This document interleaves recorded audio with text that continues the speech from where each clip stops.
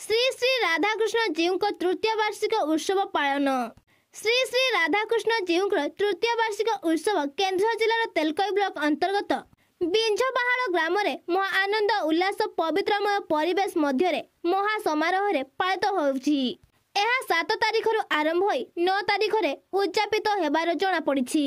महोत्सवर प्रथम दिवस आज्ञामाल, ध्वजा उत्तोलन, देवदेवी निमंत्रण, मंडल करण उत्सव रीतिनीति अनुଯାयी पूजकों मंत्र उच्चारण और नाम संकीर्तन माध्यम शेष करा जायछि। उत्सवर द्वितीय दिवस सूर्य पूजा, कलश यात्रा, रुद्राभिषेक, देव दीपावली उत्सव महासमारोह पालन करा जायछि। तृतीय दिवस सूर्य पूजा, तुलसी पूजा, पार्श्व देवता पूजा, पूर्णाहुति, नगर परिक्रमा कार्यक्रम पालन करा जिबार कार्यक्रम रहिछि। रात्र समय प्रत्येक दिन प्रवचन, राधाकृष्ण जीव संबंधी सांस्कृतिक कार्यक्रम अनुष्ठित होउछि। अनुध्यान टीवी को साक्षात्कार प्रदान करी ग्रामर वयोज्येष्ठ अवसर प्राप्त 90 वर्षीय प्रधान शिक्षक श्रीयुक्त दुर्योधन साहू एवं अवसर प्राप्त बिंझपाहाड़ उच्च विद्यालय प्रधान शिक्षक श्रीयुक्त शरद चंद्र माझी महोदय ग्रामर इतिहास, श्री श्री राधाकृष्ण जीव महात्म्य, मंदिरर इतिहास संबंध में प्रांजल भाव वर्णना करछंती। अनुध्यान टीवी तरफ आपन स्वागत। आपण टिके आपण परिचय देबे एवं आपण ग्राम रे जो हेउची आज महोत्सव राधाकृष्ण जीवकर ता विषय कहबे एवं मंदिर प्रतिष्ठा, मंदिरर महात्मा, ठाकुर महात्मा विषय टिके सम्यक किछि सूचना देबे। मो ना शरद चंद्र माझी, डाकनाम दिलीप एवं मु अवसर प्राप्त प्रधान शिक्षक बिंझपाहाड़ उच्च विद्यालय। बिंझपाहाड़ इतिहास संपर्क में कहला बेलू मु जहाँ अनुध्यान करुच्ची, बिंझपाहाड़ प्रायतः 200 रु 250 वर्ष पूर्वर ये गाँव रे राधाकृष्ण जो जीव मंदिर प्रतिष्ठा करा जाउची तार आद्य महात्म्य अवश्य सम्यक भाव में प्रचार करवा बा कहवा संभवपर नुहे।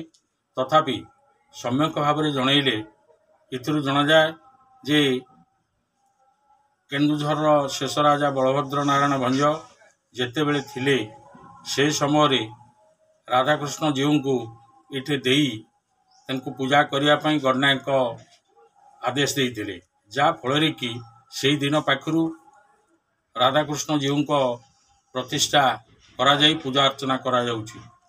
दीर्घ वर्ष परे प्रायतः 2006 मसीह आमे माने मु शरदचंद्र माझी, कंदर्प नारायण जेना एवं बुद्धदेव साहू यही प्रथम तीन जन कर्ता हिसाब रे प्रथम आलोचना करी राधाकृष्ण मंदिर को आरंभ करिया पई आमे मसुधा कलु, जा फल कि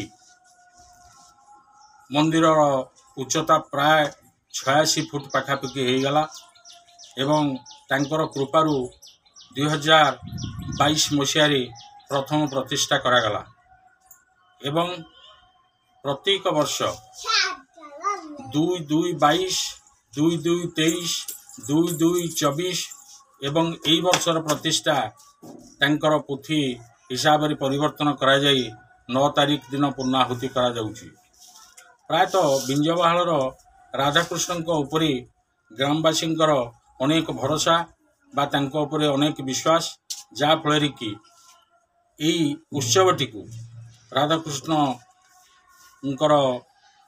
जो मंदिर उद्देश्य रे एक स्वतंत्र कार्यक्रम प्रस्तुत करा जाई लोक माने आनंद उत्साह सहकारी प्रत्येक वर्ष पंचदल उत्सव को धूमधाम रे पालन करि आछंती एवं वर्तमान 2022 मसीहा पाखरु पिला मानक पाखरे यही कार्यक्रम को हस्तांतर करा जाइछि एवं से यही कार्यक्रम को सुचारू रूपे परिचालना करुचंती।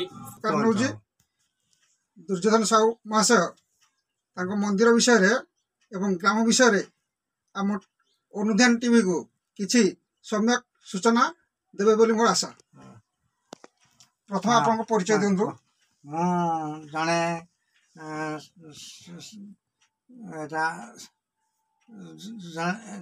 High school headmaster, M school headmaster थी जो आश्रम स्कूल रो ପରେ ରିଟାୟାର୍ଡ଼ ହେଲି।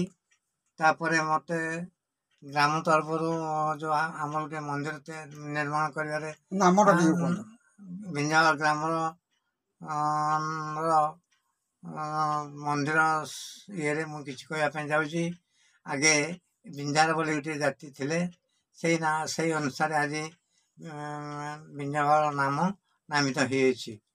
ଆଉ ଆମର ମନ୍ଦିର ପୁରୁଣା ମନ୍ଦିରଟି ଅଛି। ପୁରୁଣା ମନ୍ଦିରରେ ଠାକୁର ପୂଜା ପାଉଥିଲେ ରାଧାକୃଷ୍ଣ ଜୀଉ। ତାପରେ ଲୋକଙ୍କର ଉତ୍ସାହ ଅନୁସାରେ ଗୋଟେ ନୂଆ ମନ୍ଦିର ତିଆରି କଲେ ରାଧାକୃଷ୍ଣ ଜୀଉଙ୍କର। ସେ ମନ୍ଦିରରେ ମୋତେ ପୁଣି ପ୍ରେସିଡେଣ୍ଟ ମୋତେ ରଖିଥିଲେ। ମନ୍ଦିର ଆମେ ସମ୍ପୂର୍ଣ୍ଣ ଶେଷ କରିବା ପରେ ଆଉ ମୋତେ ଇସ୍ତଫା ଦେବା ପାଇଁ ପଡ଼ିଲା। ମୁଁ ଆଉ ସେଥିରେ କାମ କରୁନାହିଁ। ଆଉ ଆଜି ରାଧାକୃଷ୍ଣ ଜୀଉଙ୍କର ବାର୍ଷିକ ଉତ୍ସବ ପ୍ରତ୍ୟେକ ବର୍ଷ ପାଳନ କରି ଆସୁଛୁ। ଆଉ ଏ ବର୍ଷ ବି ମଧ୍ୟ ପାଳନ କରୁଛୁ। ଆଜି ହେଲା ପ୍ରଥମ ଦିନ, କାଲିକି ହେବ ଦ୍ୱିତୀୟ ଦିନ। କିନ୍ତୁ ପ୍ରଥମ ଦିନ ଠାରୁ ଦ୍ୱିତୀୟ ଦିନ ତୃତୀୟ ଦିନ ଯାକେ ଆମର ଚାଲୁଥିଲା, କିନ୍ତୁ ଏବେ ଆଉ ନାହିଁ। କେବଳ 2 ଦିନ ଠାକୁରଙ୍କ ପାଖରେ ଅନ୍ନଭୋଗ ଲାଗିବ। ରାଧାକୃଷ୍ଣ ଜୀଉଙ୍କର ମହାତ୍ମା ବିଷୟରେ ଟିକେ କୁହନ୍ତୁ। ରାଧାକୃଷ୍ଣ ଜୀଉ ଆମର ନୁହେଁ, ସେ ଆମର ଶ୍ରୀ ଶ୍ରୀ ମହାରାଜ କେନ୍ଦୁଝର ବଳଭଦ୍ର ନାରାୟଣ ଭଞ୍ଜଦେଓ ଆମର ପ୍ରଜାମାନଙ୍କର ପ୍ରତି ଖୁସି ଏଇ ଗୋଟିଏ ମୂର୍ତ୍ତି ରାଧାକୃଷ୍ଣ ଜୀଉଙ୍କର ଏଠି ସ୍ଥାପନ କଲେ। ସେଇ ଦିନଠୁ ସେ ଆମର ବୁଢ଼ାମାନେ ଏଇ ଠାକୁରଙ୍କୁ ନେଇ ପୂଜକ ଜଣେ ରଖି ପୂଜା ଦେଇ ଆଜି ସୁଦ୍ଧା ବି ପୂଜା ପାଉଅଛନ୍ତି।